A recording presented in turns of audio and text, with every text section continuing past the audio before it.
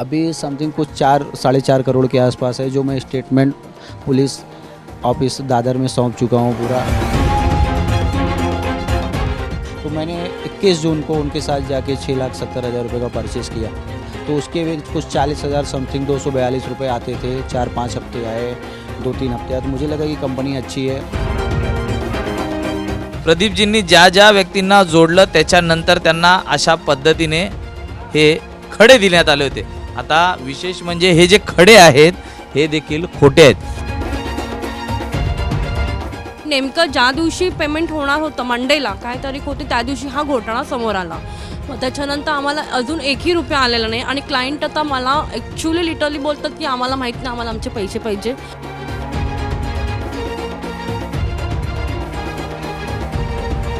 की माझे पण पैसे स्वतःचे अडकलेत प्लस क्लायंटचे पण अडकलेत, तर मी आता म्हटलं मी कुठून देणार, मला तर माझा स्वतः बिझनेस नाही, मी इथे जॉब करते। टोरेस कंपनीच्या आर्थिक गैरव्यवहार प्रकरणात प्रदीप वैश यांचे कोट्यावधी रुपये या गुंतवणुकीत जवळपास त्यांची फसवणूक झालेली आहे। माझ्यासोबत बोलण्यासाठी स्वतः प्रदीपजी आहेत, आपण त्यांच्याशी बातचीत करणार आहोत।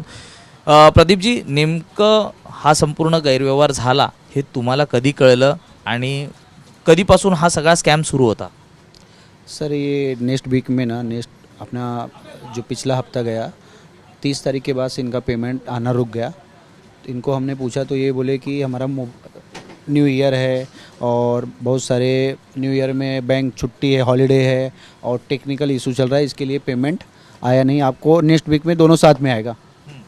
नेक्स्ट वीक में आपको ये वीक में और पिछले वीक का दोनों, मतलब 2 हफ्ते का एक साथ में आएगा। उन्होंने ऐसा ये कमेंटमेंट किया और अनाउंसमेंट किया। सचिन शर्मा जो स्पीकर था, अनाउंसमेंट करता था, उसने माइक में एकदम बेफिक्र सबके सामने पूरे फ्लोर पे आके अनाउंसमेंट किया कि आप लोग चिंता ना करें, आपका जो बोनसेस है, जो आपका इन्वेस्टमेंट पेमेंट है वो अगले हफ्ते में आ जाएगा, इस हफ्ता। और उन्होंने एक पापलेट भी लगा दिया था, पैम्पलेट होता है ना, पैम्पलेट भी उन्होंने अपना गेट खोलेंगे ना, गेट के सामने एक लगा दिया था कि टेक्निकल इशू और new year, happy new year holiday और बैंक इशूज़, इसके लिए आपके पेमेंट नेक्स्ट वीक में दोनों साथ में आएंगे, आई होप, मतलब ऐसा कमेंटमेंट करके उन्होंने लिख दिया था वहाँ पे।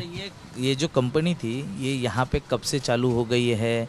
आप कैसे अप्रोच हो गए? आपको किसने बताया कि इसमें इन्वेस्ट करना ज़रूरी है? या ये कंपनी हो गया 3 जनवरी को चालू हुआ था, 3 फरवरी को 2024 में चालू हुआ था।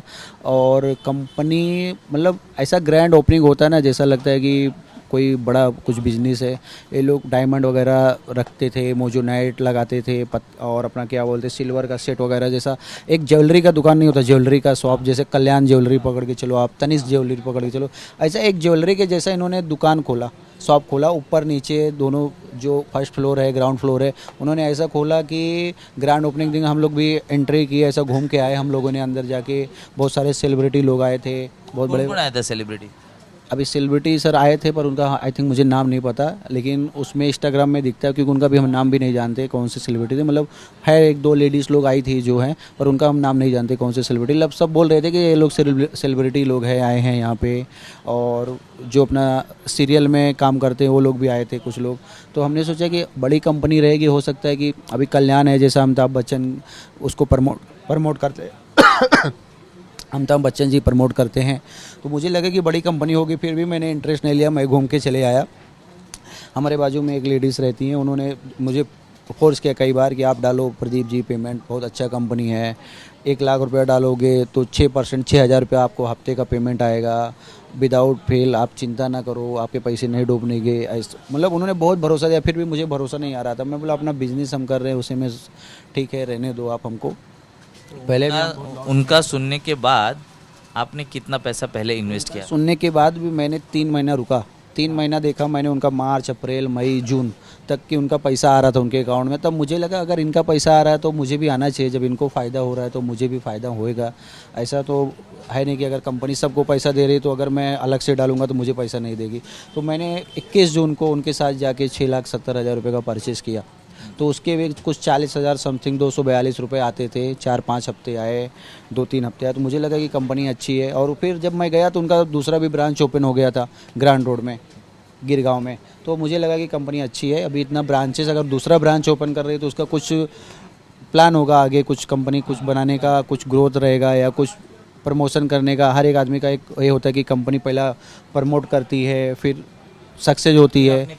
फिर आपने दूसरा पैसा कब डाला? फिर दूसरा पैसा हमने फिर एक 23 जून को डाला। मैं बोला कंपनी अच्छी है, देख रहा हूँ ब्रांचेस खोल रही है। क्योंकि जब मैंने गया तो कंपनी में देखा बहुत सारे ब्रांचेस खुल रहे थे, बहुत सारे। और कंपनी 2 महीना पहले अपलोड कर देती थी कोई भी उनके इंस्टाग्राम पे एड्रेस के साथ, शोरूम के साथ कि हमारा यहाँ ब्रांचेस ये ओपन होने वाला है, बन चुका है, नेक्स्ट वीक में या नेक्स्ट मंथ में आपका ओपन हो जाएगा। तो लोगों को मतलब ट्रस्ट, अभी लोगों को क्या, मुझे ही ट्रस्ट होगा। अगर मैं कहीं पे मेरे पास एक मोबाइल है और मैं बताऊंगा मैंने दूसरा मोबाइल वहाँ पे रखा है और खुद दिखाऊंगा कि एड्रेस पे रखा है, तो किसी को भी ट्रस्ट होएगा। मतलब 2-3 महीने में बहुत सारे लोग यहाँ पर आके मतलब भीड़ इकट्ठा होती थी, पैसा डिपॉजिट किया जाता था, पर वो पैसा आगे कहाँ जाता था, इसके बारे में आपको कभी कुछ बताया गया? सर आगे वो पैसा कहाँ जाता था ये हम लोग को नहीं पता। हम लोग को एक अंदाज़ था कि ये लोग फॉरेनर के लोग हैं, रसिया जो भी विदेशी लोग लगते थे, जो भी इनके पार्टनर वगैरह आते थे। अब उसमें इंडियन सुरभि का नाम आता था। जब भी वो हम लोग ने सर्च मारा था एक प्लैटिनियम हर्न करके। अभी हमको ये आइडिया था कि हाँ कंपनी अच्छी होगी, बहुत सारी प्राइवेट कंपनियां हैं, बहुत अच्छा रिटर्न देती हैं, प्रमोशन करती हैं, चलो कंपनी अच्छी है और बहुत सारे पैसे इन लोग बाहर इन्वेस्टमेंट करते रहेंगे, हो सकता है बाहर की कंपनी वहाँ बहुत सारे गिफ्ट भी मतलब दिए गए थे आपको, वो क्या थे? बहुत सारे गिफ्ट देते थे। जैसा वो मतलब कैसा था, इनका एक टारगेट रहता था कि आप चैन सिस्टम था इनका, आप जोड़ते जाओगे लोगों को तो उसके नीचे आपको गिफ्ट मिलते जाएंगे। फ़ोन का था इनका सिस्टम, लकी ड्रा में कार भी रख दिया था, लोगों को और ट्रस्ट हो गया कि हाँ कार है। तो आपको कितने लकी ड्रॉ या गिफ्ट मिले? आपने कितने लोगों को जोड़ा है इसमें? सर अभी तक मैंने कुछ 30 से 40 लोगों को मतलब जोड़ा। क्या अभी वही हमारे फैमिली वालों का जो जिनका हमने लोन ले लेके पेमेंट पार्ट करके उन लोग के का डाल दिया था। और उसके बाद हमने दूसरे लोगों को, बहुत सारे ऐसे लोग थे जिनके नाम पे मैंने पेमेंट डाल दिया था।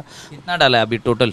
अभी समथिंग कुछ 4-4.5 करोड़ के आसपास है, जो मैं स्टेटमेंट पुलिस ऑफिस दादर में सौंप चुका हूँ पूरा रिपोर्ट के साथ कि हाँ इतना पैसा मैंने डाला है। आपको गिफ्ट में क्या दिए थे उन लोग ने? गिफ्ट में यही कुछ अंगूठी मिलता था छोटा छोटा। अभी फ़िलहाल वो अंगूठी यहाँ पे तो नहीं रखा है, लेकिन वो अंगूठी रहता था, कुछ अपना ये मोजोनाइट पत्थर रहता था। उसके बाद कुछ है यहाँ दिखाने के लिए क्या था? मोजोनाइट पत्थर, मतलब खूप सारे असे आश्वासन किंवा अनेक गिफ्ट किंवा त्यांना लालच देण्यात आलं होतं, जेणेकरून अनेक माणसं ही जोडली जातील। आपण पाहतोय की जवळपास प्रदीपजींनी ज्या ज्या व्यक्तींना जोडलं त्याच्यानंतर त्यांना अशा पद्धतीने हे खडे देण्यात आले होते। आता विशेष म्हणजे हे जे खडे आहेत हे देखील खोटे आहेत। 100 ते 200 रुपयांचे हे खडे काही लाखांचे असल्याचं देखील त्यांनी या प्रदीपजींसारख्या अनेक गुंतवणूकदारांना सांगितलं आणि आपल्या या आमिषाला बळी पाडलं। आणि त्यानंतर आपण पाहतोय की पूर्ण पिशवी भरलेली आहे किंवा गिफ्ट वाउचर त्यामध्ये आहेत, असे अनेक आहेत ज्यांनी आतापर्यंत तर ते सांगतायत। हे बघा हे गिफ्ट वाउचर्स आहेत, त्याच्यानंतर हे असे खडे आहेत ज्यामध्ये डायमंड आणि प्रत्येकाचा आपण पाहतोय की साईज ही देखील वेगवेगळ्या पद्धतीने आहे, छोटे मोठे त्याहून मोठे। हे बघा हे कडे आहेत जे अगदी 100 ते 200 रुपयांचे आहेत, मात्र त्याची किंमत ही काही लाख ते काही हजार पर्यंत त्यांनी सांगितली। आणि अशा पद्धतीने लोकांना या आमिषाला बळी पाडलेला आहे। प्रदीपजी ज्यावेळी आपली फसवणूक झाली आहे हे लक्षात आलं, पोलीस आले, काय नेमकं घडलं? आपण कोणाकोणाशी संपर्क साधण्याचा प्रयत्न केलात की तुमचं तर 4 कोटी रुपये या ठिकाणी गुंतवलेले आहेत। दादर परिसरातच मोठ्या प्रमाणात भाजी विक्रेत्यांनी पैसे या कंपनीत गुंतवलेले आहेत। सर देखो अभी हमने पुलिस चौकी दादर में FIR किया है। अभी हमारे सर वहाँ पे DCP साहब कड़े सर हैं, जो उन्होंने हमको भरोसा दिया है कि हम पूरी कोशिश करेंगे, आप तक आपका पैसा रिटर्न होगा। उन्होंने हमको आश्वासन दिया है, इस आश्वासन पे अभी हम जिंदा हैं। क्योंकि अभी जो हमारे ऊपर कंडीशन है वो हिसाब से अभी हम सामने फेस नहीं कर सकते लोगों को, और वो आश्वासन की वजह से अभी हमारे अंदर जो हम बोल रहे हैं ना, हमारे अंदर ताकत है। क्योंकि अभी ये पुलिस और मुंबई पुलिस और प्रशासन और शासन और हमारी सरकार यही आगे सारा सब कुछ कर सकती है। बाकी की हमारे जो भी हैं अभी हम लोग के हाथ में तो कुछ है नहीं। अब कंपनी में हमारा जो भी था हमने FIR कर दिया। हमने जो लोग ने आपके ऊपर भरोसा रख के आपके पास पैसे दिए और आपने बाद में इन्वेस्ट किए, वो लोग अभी आपको मतलब फ़ोन करते हैं या क्या कुछ बोलते हैं? जो लोग सर अभी हमारे भरोसे पे पैसे दिए, अभी आप हमारे सामने ही देखो, इनको भी पैसा देने का, ये भी हमारे पास आए हैं, पैसे के लिए ही आए हैं। ये बोलते हैं कि हमको टोरेस से मतलब नहीं है, आप हमारा पैसा दो, हमको पैसे से मतलब है। आप टोरेस में डाले हो उससे हमसे मतलब नहीं, आप हमारे पैसे दो। अभी ये हमारे व्यापारी हैं, ये हमको नींबू देते हैं, ये भी अभी हमारे सामने ही हैं, आप चाहिए तो इनसे भी बात कर सकते हो। तर साहेब अशाच पद्धतीने आपण पाहिलं तर अनेक जण आहेत. आता या ठिकाणी आणखी एक महिला आहे जी स्वतः या आमिषाला बळी पडलेली आहे आणि पोलीस स्टेशनचे जे फॉर्म्स आहेत ते या ठिकाणी ती भरताना पाहायला मिळते. ताई काय सांगण्यात आलं होतं तुम्हाला? ॲक्च्युली मला सांगितलं होतं की त्याच्यामध्ये स्कीमने विकली पेमेंट भेटणार करून.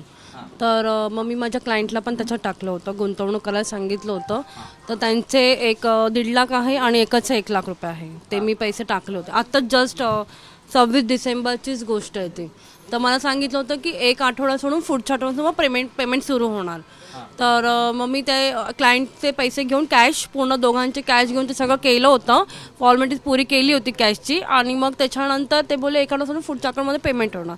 आणि नेमकं ज्या दिवशी पेमेंट होणार होतं, मंडेला काय तारीख होती, त्या दिवशी हा घोटाळा समोर आला. मग त्याच्यानंतर आम्हाला अजून 1ही रुपया आलेला नाही. आणि क्लायंट आता मला ॲक्च्युली लिटरली बोलतात की आम्हाला माहीत नाही, आम्हाला आमचे पैसे पाहिजे, नाहीतर तुझ्या नावावरती FIR होईल, आम्हाला माहीत नाही, आम्ही तुझ्या भरोशावर पैसे दिले, टाकलेत, आम्ही गुंतवणूक केली, तर मला माहीत नाही, तू कसं पण कर आणि पैसे दे. क्लायंट मला असे बोलतात. तर मला तर म्हणजे प्रत्येक वेळी धमकी मला अशी दिलेलीच असते. तर मी माझे पण पैसे स्वतःचे अडकलेत, प्लस क्लायंटचे पण अडकलेत. तर मी आता म्हटलं मी कुठून देणार, मला तर माझा स्वतः बिझनेस नाही, मी इथे जॉब करते, ॲज अ एम्प्लॉईज आहे मी इथे, मला तेवढी सॅलरी पण नाही की मी प्रत्येक क्लायंटचे पैसे देऊ शकते. तर मी तर बोलली की पैसे जेव्हा मला भेटतील तर मी त्यांचे पहिले देऊन टाकेन. तर आपण पाहतोय की या ठिकाणी रंजना पाटील आहेत, त्यांनी आता जे गुंतवलेले पैसे आहेत हे परत मिळावे, त्याचबरोबर पोलिसांच्या ज्या फॉर्मॅलिटीज आहेत त्यासाठी ठिकाणी त्यांनी अर्ज करताना पाहायला मिळतात. तर प्रदीपजी जे या संपूर्ण प्रकरणात त्यांचे मोठ्या प्रमाणात पैसे गुंतलेले आहेत आणि देणेकऱ्यांची आपण पाहतोय तर या ठिकाणी रांग लागलेली आहे, ते देखील गुंतवलेल्या पैशांबाबत हिशोब मागताना प्रदीपजींच्याकडे आलेले आहेत. दादा काय सांगशील, किती पैसे तुम्ही प्रदीपजींकडे गुंतवले होते आणि काय फसवणूक झाली?